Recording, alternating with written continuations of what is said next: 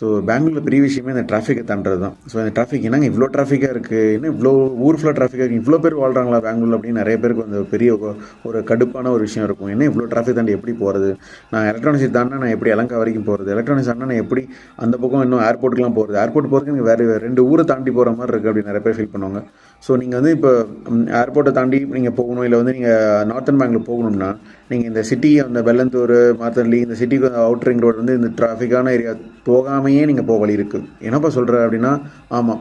So இப்போ nice road நிறைய பேர் எவ்வளோ பேர் கேள்விப்பட்டிருக்கீங்கன்னு தெரில. ஸோ நைஸ் ரோடு பார்த்தீங்கன்னா பெங்களூர் டிராஃபிக்கை வந்து நீங்கள் பார்க்காமையே ஒரு அவுட்டர் ரிங் ரோடு மாதிரி உங்களுக்கு கூட்டு போயிடும். நைஸ் ரோடு வந்து அவுட்டர் ரிங் ரோடு போயிடும். என்ன நீங்கள் நார்மல் ரோடில் போனீங்கன்னா உங்களுக்கு ஃபுல் டிராஃபிக்காக இருக்கும். நீங்கள் எலக்ட்ரானிக்ஸ்லேருந்து எலங்கா போகிறதுக்குள்ளாரே கிட்ட ஒரு 3 hours ஆகிடும். நம்ம ஊரில் நான் ஃபார் எக்ஸாம்பிள் கரூர்லேருந்து நான் கோயம்புத்தூருக்கே போயிடுவேன் அந்த நேரத்தில். ஸோ அந்த மாதிரி நீங்கள் போகிறதுக்கு உங்களுக்கு 3 hours ஆகும். ஜஸ்ட் ஒரு 40 km போகிறதுக்கு உங்களுக்கு 3 hours ஆகும். இதே நீங்கள் நைஸ் ரோடு எடுத்துட்டிங்கன்னா உங்களுக்கு வந்து எந்த ஒரு டிராஃபிக் இருக்காது, கம்ப்ளீட் ஹைவே. ஏன்னா அந்த ரோடு போகிறதுக்கு உங்களுக்கு ஒரு 300 rupees சார்ஜ் பண்ணுவாங்க. பிகாஸ் இது ப்ரைவேட் ரோடு இல்லைங்களா, ஸோ அதனால் சார்ஜ் பண்ணுவாங்க. ஸோ ரோடு வந்து பேருக்கு இது மாதிரி நைஸாக இருக்கும், நைஸ் ரோடாக இருக்கும். நீங்கள் வந்து ஈஸியாக நீங்கள் வந்து கம்ஃபர்டபுளாக ட்ராவல் பண்ணுற மாதிரி இருக்கும். அது வந்து கம்ப்ளீட்டாக உங்களுக்கு வந்து பார்த்திங்கன்னா கம்ப்ளீட் வந்து உங்களுக்கு வந்து ஒரு ஹைவே தான் அது. ஸோ அதனால் ஈஸியாக நீங்கள் ட்ராவல் பண்ணலாம். ஸோ மறக்காமல் இதை ஃபாலோ பண்ணிக்கோங்க. இல்லை சேனலை சப்ஸ்கிரைப் பண்ணுங்கள். தேங்க்யூ.